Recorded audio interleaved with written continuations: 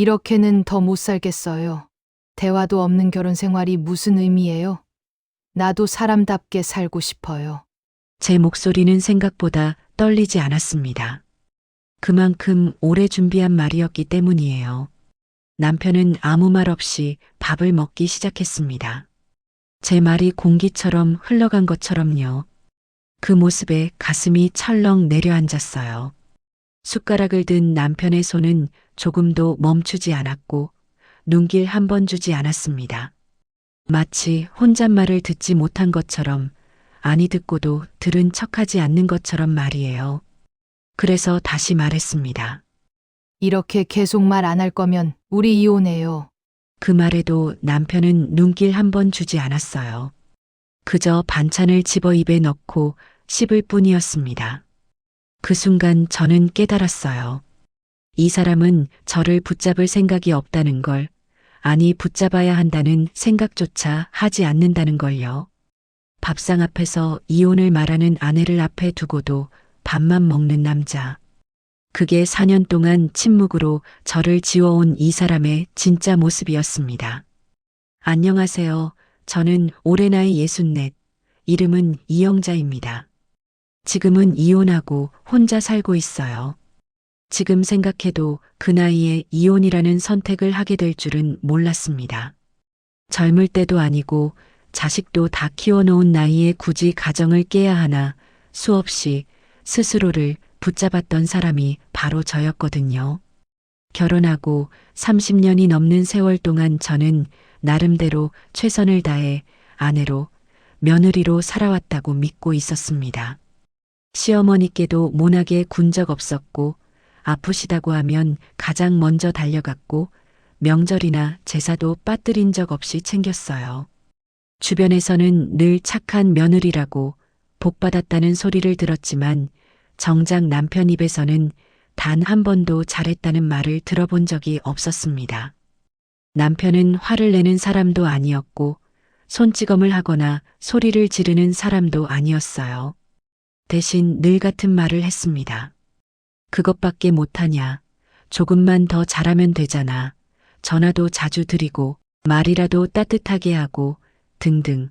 그 말들이 하루 이틀이 아니라 수십 년 동안 쌓이다 보니 어느 순간부터는 제가 아무리 애써도 늘 부족한 사람이 된 기분이었어요. 그래도 저는 참고 살았습니다. 원래 부부란 그런 거라 생각했고 시어머니를 생각해서라도 더 참고 넘어가야 한다고 마음을 다잡았어요. 그렇게 하루하루 별탈 없이 흘러가는 줄 알았는데 지금 돌이켜보면 그때 이미 제 마음은 조금씩 달아가고 있었던 것 같습니다. 그날도 평범한 날이었어요. 시어머니 댁에 다녀오는 길이었는데 저는 하루 종일 부엌에서 서 있느라 다리가 퉁퉁 부어 있었습니다. 반찬이며 국이며 이것저것 챙겨드리고 집에 돌아오는 차 안에서 저는 무심코 한마디를 했어요. 다음에는 반찬을 조금만 줄여도 되지 않겠냐고. 저도 이제 허리가 예전 같지 않다고요. 그 말에 남편은 한참 운전만 하다가 낮고 담담한 목소리로 말했습니다. 어머니한테 하는 건 아까워하면 안 되지. 그 잘난 거 하고 아프다는 타령을 해. 저는 그 말이 가슴에 콕 박혔어요. 아깝다는 말을 한 적도 없고 못하겠다고 한 것도 아닌데 마치 제가 모자란 며느리라도 된 것 같았습니다. 그래서 조심스럽게 말했어요. 저도 나이가 있고 힘들다고요. 그랬더니 남편은 한숨을 쉬며 또 그 말을 했습니다. 그 정도로 힘들다고 하면 안 되지. 조금만 더 잘하면 되잖아. 그 순간 제 안에서 무언가가 뚝 끊어지는 소리가 났어요. 수십 년 동안 들어온 말이었지만 그날따라 유난히 견디기 어려웠습니다. 그래서 처음으로 제 마음을 말했어요. 저도 사람이고 늘 평가받는 기분이 너무 힘들다고요. 그 말이 끝나자 차 안은 조용해졌습니다.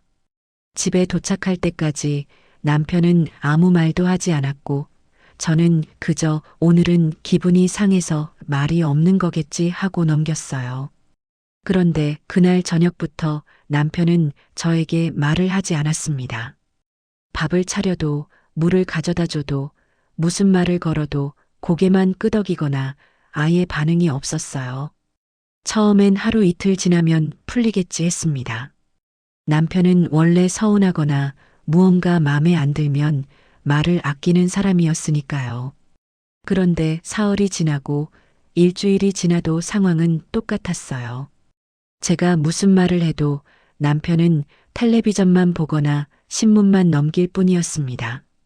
화를 내는 것도 아니고 싸우자는 것도 아니어서 더 답답했어요.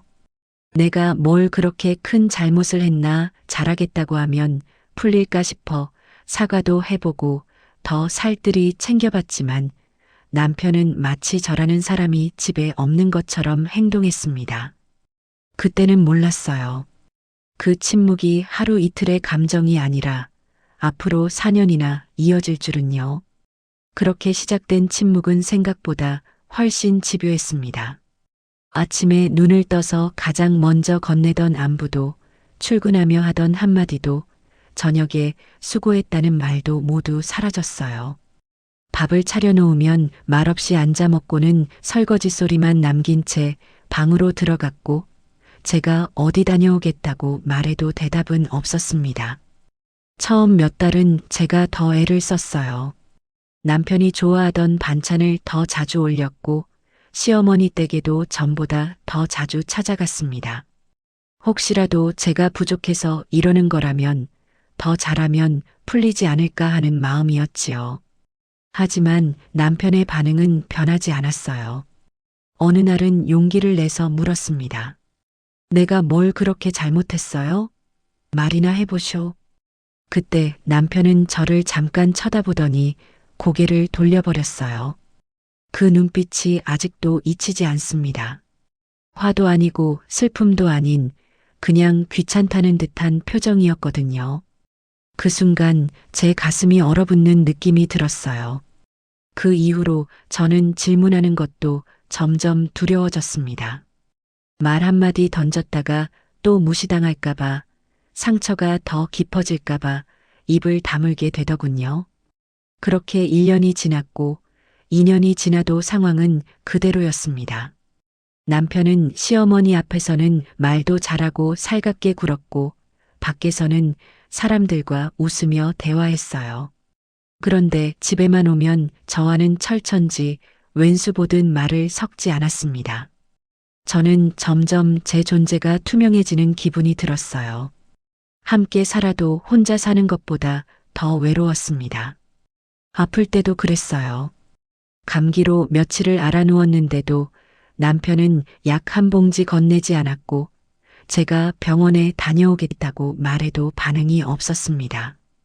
그때 처음으로 이런 생각이 들었어요.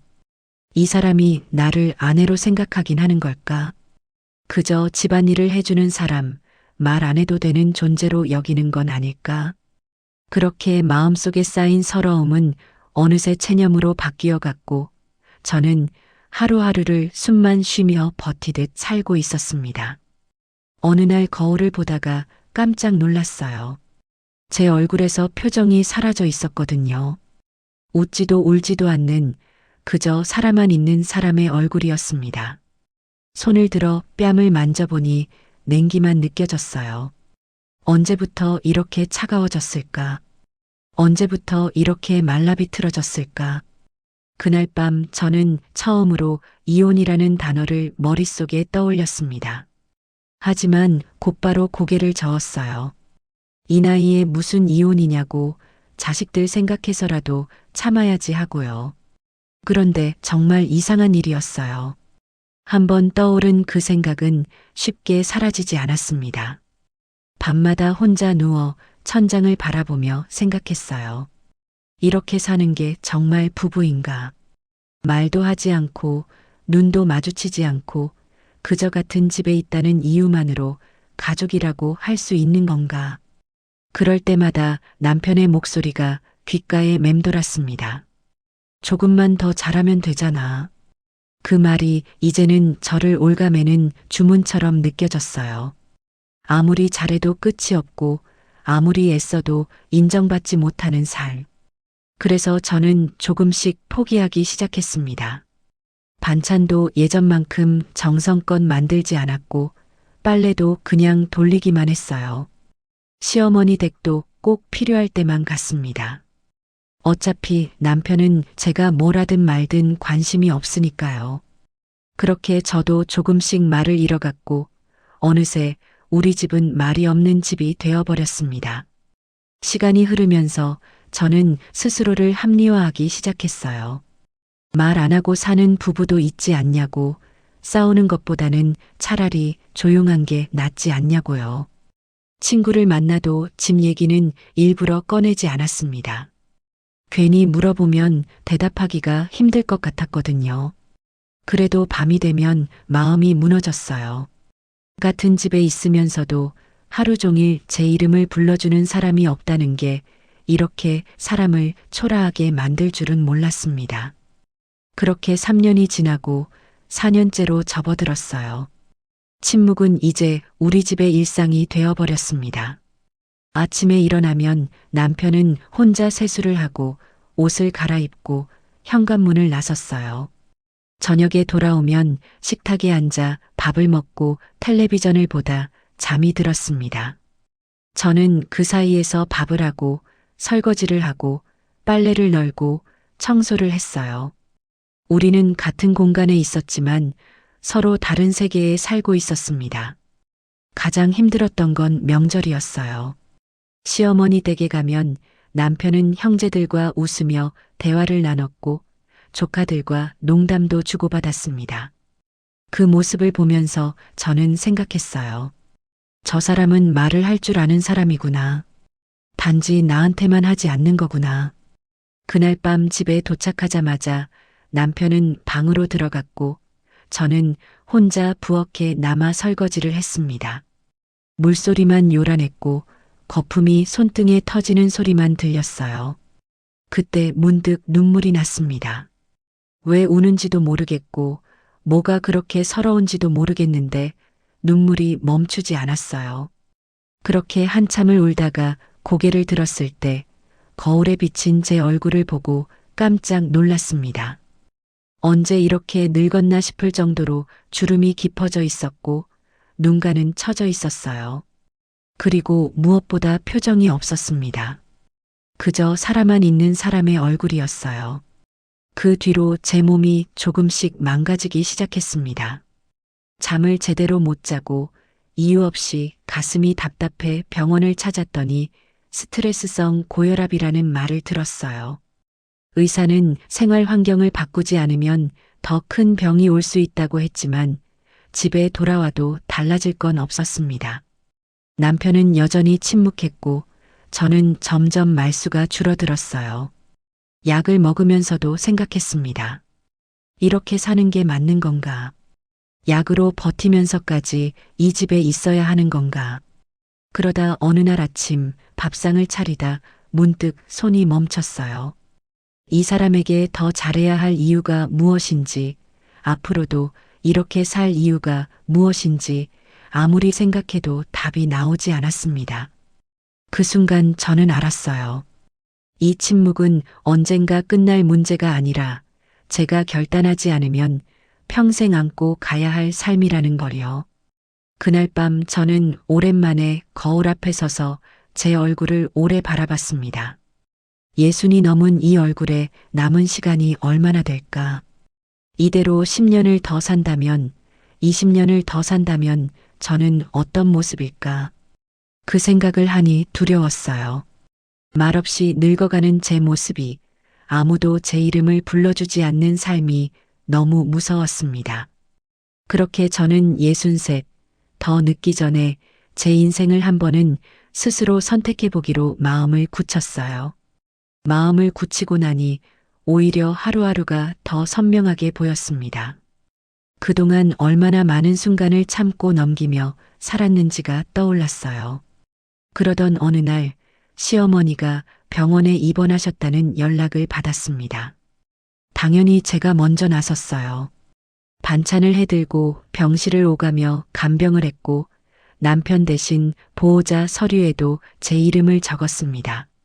시어머니는 제 손을 잡고 늘 고맙다. 너 아니면 누가 나를 이렇게 챙기겠냐고 말씀하셨어요. 그 말을 들으면서도 제 마음 한쪽은 비어 있었습니다. 집에 돌아와 남편에게 병원 얘기를 해도 그는 아무 반응이 없었고 제가 힘들었다는 말조차 들으려 하지 않았어요. 병원에서 사흘째 되던 날이었습니다. 시어머니 병실 옆 침대에 누운 할머니 한 분이 저에게 말을 걸었어요. 며느리가 참 잘하네요. 요즘 이렇게 정성스럽게 병수발하는 며느리 드물어요. 저는 그저 웃으며 고개를 숙였습니다. 그랬더니 그분이 또 말씀하셨어요. 그런데 아들은 안 오네요? 남편은 바빠서요. 그렇게 대답하고 나니 마음 한쪽이 쓰라렸어요. 바쁜 게 아니라 관심이 없는 건데 저는 그걸 감추고 있었습니다. 그날 밤 저는 처음으로 거울 속 제 얼굴을 오래 바라봤어요. 언제부터 이렇게 늙어 있었나? 언제부터 이렇게 표정이 사라졌나 싶었습니다. 그리고 문득 깨달았어요. 나는 이 집에서 잘하려고만 살았지 존중받고 살지는 못했다는 사실을요.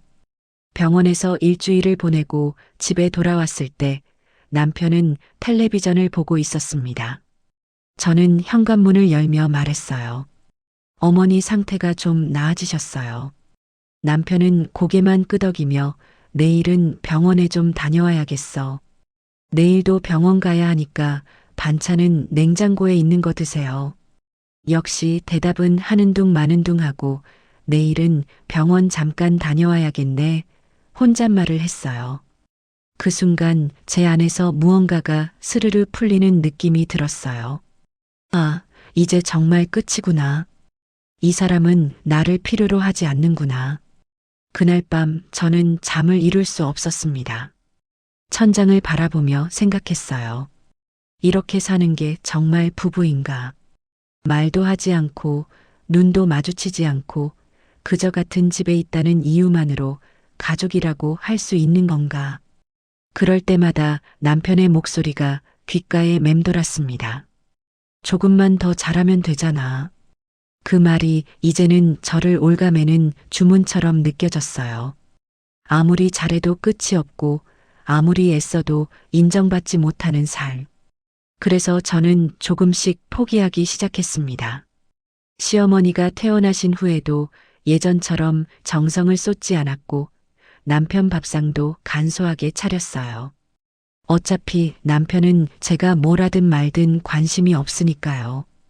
그렇게 며칠이 지났을 때 문득 이런 생각이 들었습니다. 이혼이라는 말을 꺼내기까지도 저는 오래 망설였어요.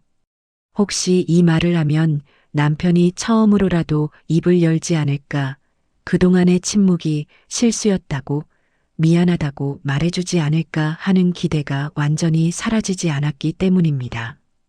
그래서 어느 날 아침 오랜만에 밥상을 제대로 차렸습니다. 남편이 좋아하던 국을 끓이고 반찬도 몇 가지 올려놓고 마주 앉았어요. 손에 든 숟가락이 떨렸지만 저는 애써 침착하게 말했습니다. 이렇게는 더 못 살겠어요. 대화도 없는 결혼 생활이 무슨 의미예요? 나도 사람답게 살고 싶어요. 남편은 아무 말 없이 밥을 먹기 시작했습니다. 제 말이 공기처럼 흘러간 것처럼요. 그 모습에 가슴이 철렁 내려앉았어요. 숟가락을 든 남편의 손은 조금도 멈추지 않았고 눈길 한 번 주지 않았습니다. 마치 혼잣말을 듣지 못한 것처럼, 아니 듣고도 들은 척하지 않는 것처럼 말이에요. 그래서 다시 말했습니다. 이렇게 계속 말 안 할 거면 우리 이혼해요. 그 말에도 남편은 눈길 한 번 주지 않았어요. 그저 반찬을 집어 입에 넣고 씹을 뿐이었습니다. 그 순간 저는 깨달았어요. 이 사람은 저를 붙잡을 생각이 없다는 걸, 아니 붙잡아야 한다는 생각조차 하지 않는다는 걸요. 밥상 앞에서 이혼을 말하는 아내를 앞에 두고도 밥만 먹는 남자. 그게 4년 동안 침묵으로 저를 지워온 이 사람의 진짜 모습이었습니다. 식사를 마친 남편은 자리에서 일어나 방으로 들어갔어요. 저는 혼자 밥상을 치우며 눈물이 났습니다. 분노도 아니고 슬픔도 아닌 그저 허무함 같은 감정이었어요. 30년 넘게 함께 산 부부가 이렇게 조용히 끝나는구나. 그날 이후 저는 혼자 변호사를 찾았고 필요한 절차를 하나씩 밟았습니다. 변호사는 물었어요. 남편분과 이야기는 해보셨어요? 4년 동안 말을 안 합니다. 4년이요? 변호사는 놀란 표정으로 저를 바라봤습니다. 그 표정이 오히려 저를 담담하게 만들었어요. 이게 비정상적인 일이라는 걸 제가 참아온 시간이 얼마나 긴 세월이었는지를 깨달았으니까요. 이혼 서류를 준비하는 동안에도 집에서는 아무 변화가 없었습니다. 남편은 여전히 말이 없었고 저는 더 이상 말을 걸지 않았어요. 그렇게 한 달이 흘렀고 드디어 서류가 완성됐습니다. 이혼 서류를 내밀던 날도 조용했어요. 저는 식탁 위에 서류를 놓고 말했습니다. 여기 서명해 주세요. 남편은 서류를 내려다보더니 아무 말 없이 펜을 들었습니다. 분노도 슬픔도 아쉬움도 없는 얼굴이었어요. 그저 서류에 이름을 쓰고 도장을 찍을 뿐이었습니다. 저는 그 모습을 보며 마지막으로 물었어요. 정말 할 말 없어요? 남편은 고개를 들지 않았습니다. 그리고 서명한 서류를 제 쪽으로 밀어냈어요. 그게 마지막이었습니다. 그렇게 제 결혼 생활은 조용히 끝났어요. 울부짖는 싸움도 없었고 마지막 대화도 없었습니다. 그저 침묵 속에서 시작된 이별이 침묵 속에서 끝났을 뿐이에요. 집을 나오는 날도 조용했습니다.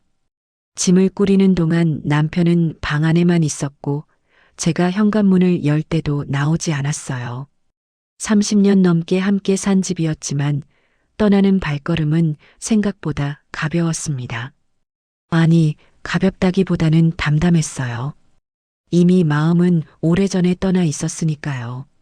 작은 원룸으로 이사한 첫날 밤, 저는 혼자 앉아 창밖을 바라봤습니다.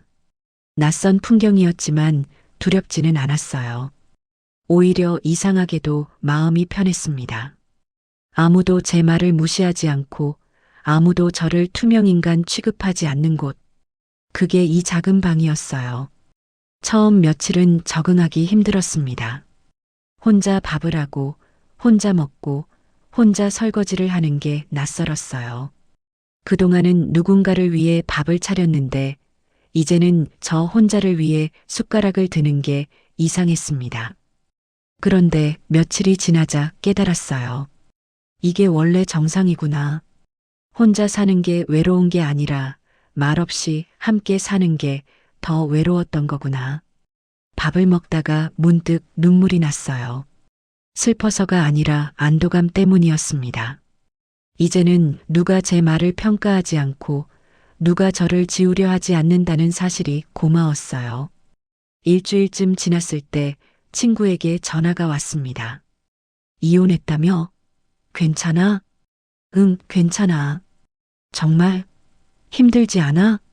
외롭긴 한데 적어도 무시당하지는 않아. 그 말을 하고 나서 저는 깨달았어요. 제가 진짜 원했던 건 화려한 삶도 큰 사랑도 아니었구나.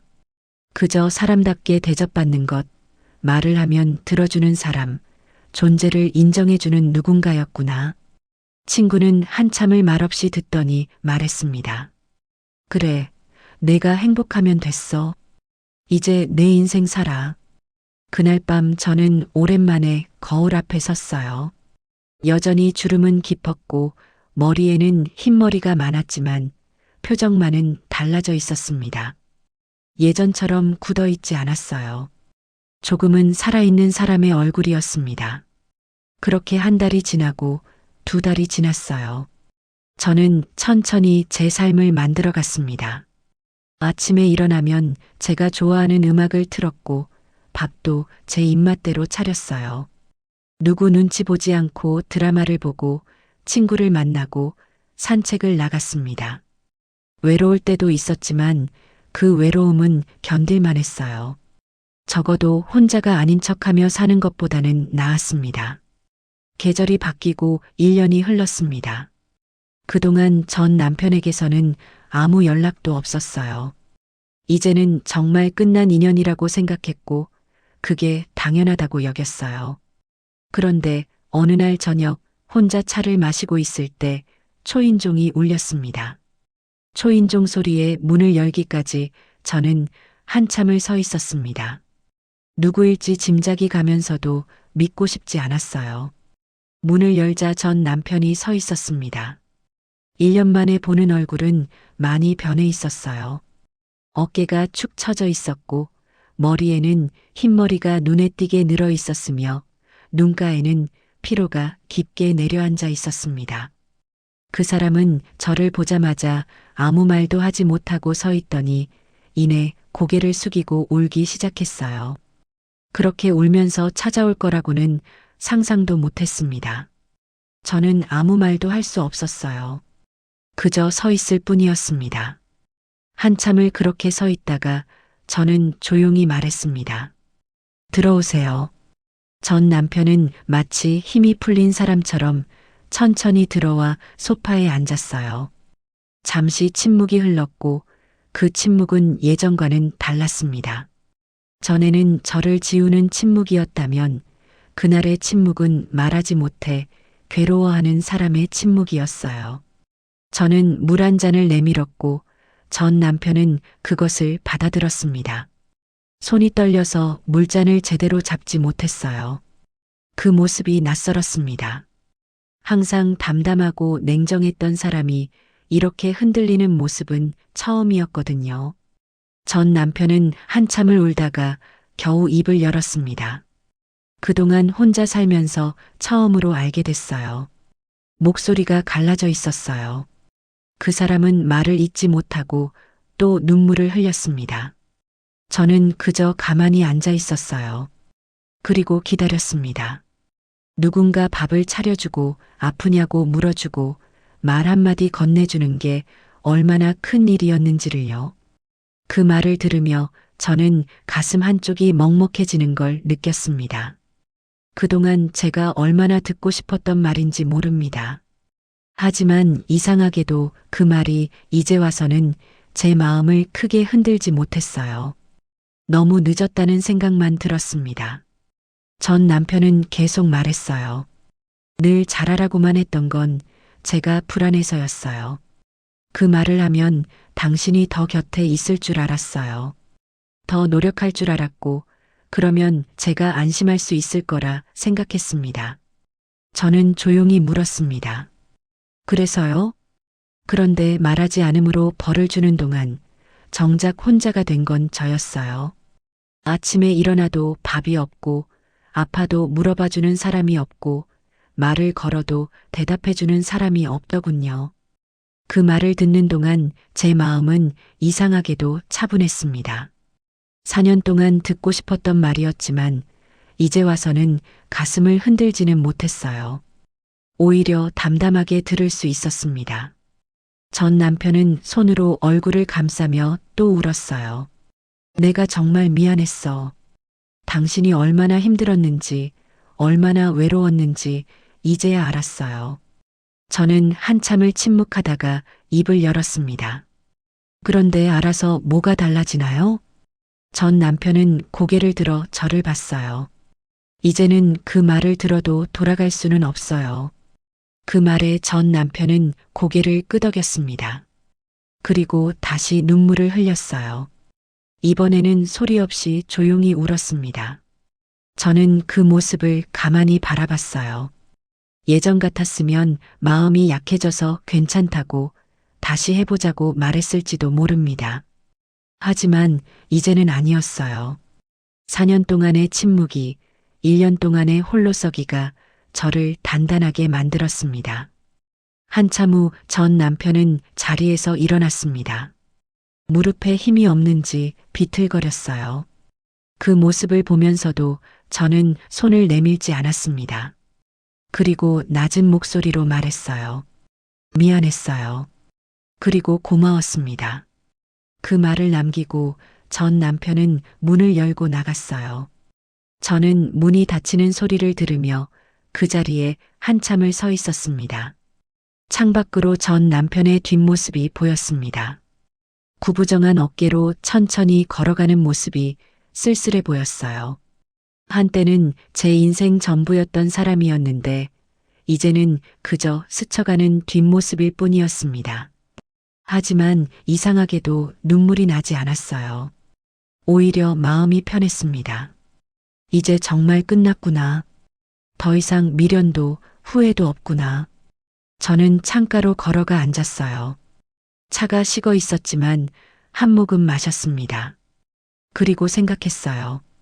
만약 그 사람이 4년 전에, 아니 30년 전 어느 날이라도 저에게 이렇게 말했더라면 어땠을까? 당신이 고맙다고, 당신 덕분에 산다고, 당신을 사랑한다고 말했더라면 우리는 달라졌을까? 하지만 그런 가정은 의미가 없었어요. 사람은 잃고 나서야 소중함을 아는 법이고 어떤 관계는 한번 끊어지면 다시 이어질 수 없는 법이니까요. 그날 밤 저는 오랜만에 깊이 잠들었습니다. 꿈도 꾸지 않았고 중간에 깨지도 않았어요. 그리고 다음 날 아침 눈을 떴을 때 저는 알았습니다. 이제 정말 새로운 시작이구나. 그날 이후 저는 제 삶을 다시 살고 있습니다. 여전히 혼자지만 더는 잘하려고 애쓰지 않아도 되는 삶이에요. 아침에 일어나면 제가 좋아하는 차를 끓이고 창밖을 바라보며 오늘 하루를 생각합니다. 누가 저를 평가하지 않고 누가 제 말을 무시하지 않아요. 그게 얼마나 큰 자유인지 이제는 압니다. 처음 며칠은 이상했어요. 밥을 차리면서도 누군가를 위해 차리는 게 아니라 저를 위해 차린다는 게 낯설었습니다. 하지만 시간이 지나면서 깨달았어요. 이게 원래 정상이구나. 내가 나를 돌보는 게 당연한 거구나. 가끔 친구들을 만나면 물어봅니다. 후회는 안 해? 저는 고개를 저어요. 후회는 없어. 다만 아쉽긴 해. 좀 더 일찍 결단했으면 어땠을까 하는 아쉬움. 그래도 용기 냈잖아. 그 나이에 이혼한다는 게 쉬운 일이 아니었을 텐데. 맞는 말이에요. 63세 이혼한다는 건 정말 쉬운 결정이 아니었습니다. 주변 시선도 신경 쓰였고 혼자 늙어간다는 두려움도 있었어요. 하지만 지금 돌이켜보면 그게 제 인생에서 가장 용기 있는 선택이었다고 생각합니다. 침묵 속에서 천천히 죽어가는 것보다 혼자라도 살아있는 삶을 선택한 거니까요. 요즘은 작은 일상이 소중합니다. 동네 산책을 하면서 만나는 이웃들과 인사를 나누고 도서관에서 책을 빌려 읽고 오후에는 커피 한 잔 마시며 창밖을 바라봐요. 예전에는 이런 시간조차 없었습니다. 항상 누군가를 위해 움직여야 했고 잠시라도 쉬면 게으르다는 소리를 들을까봐 불안했어요. 하지만 이제는 제가 쉬고 싶을 때 쉬고 하고 싶을 때 하고 하기 싫으면 안 해도 됩니다. 그게 얼마나 큰 행복인지 모릅니다. 얼마 전에는 시어머니께 전화가 왔어요. 처음에는 받을까 말까 망설였지만 결국 받았습니다. 며느리 잘 지내니? 네, 어머님. 잘 지내고 있어요. 그래. 내가 편하게 산다니 다행이구나. 우리 아들이 너한테 미안한 일을 많이 했어. 그 말을 듣는 순간 눈물이 날 뻔했어요. 시어머니께서 그런 말씀을 하실 줄은 몰랐습니다. 하지만 저는 담담하게 대답했어요. 괜찮아요. 이제 다 지나간 일이에요. 그래도 말이다. 내가 그동안 얼마나 힘들었을까 싶어서 마음이 무겁구나. 전화를 끊고 나서 저는 한참을 창밖을 바라봤습니다. 시어머니의 그 말 한마디가 30년 전에 있었더라면 어땠을까. 하지만 그런 생각도 금방 사라졌어요. 이미 지나간 일이고 지금의 저는 그때와는 다른 사람이니까요. 지난주에는 전 남편이 다시 문자를 보냈습니다. 어머니 생신인데 올 수 있어요? 저는 한참을 생각하다가 답장했어요. 제가 가는 게 좋을 것 같지 않아요. 어머님께 안부 전해주세요. 그 문자를 보내고 나서 마음이 편했습니다. 예전 같았으면 의무감에 갔을 텐데, 이제는 제가 원하는 걸 선택할 수 있어요. 가고 싶지 않으면 가지 않아도 되고, 하고 싶지 않으면 하지 않아도 됩니다. 그게 제가 얻은 자유예요. 그리고 이제는 압니다. 말하지 않는 사랑은 사랑이 아니라는 것을, 침묵으로 사람을 묶어두는 관계는 결국 아무도 행복하게 하지 못한다는 것을요. 사랑은 표현되어야 하고 관계는 대화로 유지되어야 합니다. 아무리 오래 함께 살아도 말이 없으면 결국 남는 건 외로움뿐이에요. 오늘도 저는 혼자 차를 마시며 창밖을 바라봅니다. 계절이 또 바뀌고 있어요. 나뭇잎이 물들고 바람이 시원해졌습니다. 예전 같았으면 이런 계절의 변화도 느끼지 못하고 살았을 텐데, 이제는 하나하나가 소중하게 느껴져요. 어제는 동네 복지관에서 하는 서예 교실에 등록했습니다. 평생 한 번도 해본 적 없는 일이었지만 해보고 싶었어요. 붓을 들고 먹을 갈며 한 획 한 획 쓰는 동안 마음이 차분해졌습니다. 처음 해보세요? 잘하시네요. 마음이 편해 보여요. 그 말을 듣고 웃음이 났어요. 마음이 편하다니. 예전에는 상상도 못했던 말입니다. 그동안은 늘 긴장하고 눈치 보고 평가받는 삶이었으니까요. 하지만 이제는 정말 편합니다. 서예를 잘하든 못하든 상관없어요. 제가 하고 싶어서 하는 거니까요. 혼자 사는 게 외롭지 않냐고 물으면 저는 이렇게 대답합니다. 외롭기는 해요. 하지만 그 외로움은 견딜만 합니다. 적어도 말없이 함께 사는 것보다는 나아요. 혼자 밥을 먹어도, 혼자 텔레비전을 봐도, 혼자 잠들어도 괜찮습니다. 왜냐하면 이 외로움은 제가 선택한 외로움이니까요. 강요당한 침묵이 아니라 제가 선택한 고요함이에요. 그리고 이제는 제가 저를 사랑하는 법을 배우고 있습니다. 아침에 일어나면 거울을 보며 말해요. 오늘도 수고했다고, 잘하고 있다고, 괜찮다고요. 30년 넘게 남을 위해 살았으니 이제는 저를 위해 살 차례예요. 늦었지만 괜찮습니다. 아직 시간은 있으니까요. 그리고 이제는 압니다. 말하지 않는 사랑은 사랑이 아니라는 것을, 침묵으로 사람을 묶어두는 관계는 결국 아무도 행복하게 하지 못한다는 것을요. 진짜 사랑은 표현되어야 하고 진짜 관계는 대화로 유지되어야 합니다. 아무리 오래 함께 살아도 말이 없으면 결국 남는 건 외로움뿐이에요. 창밖을 보니 석양이 지고 있습니다. 예전 같았으면 저녁 준비하느라 바빠서 보지 못했을 풍경입니다. 하지만 이제는 이렇게 여유롭게 노을을 볼 수 있어요. 그리고 생각합니다. 나는 지금 행복하다고. 완벽하지는 않지만 적어도 나답게 살고 있다고요.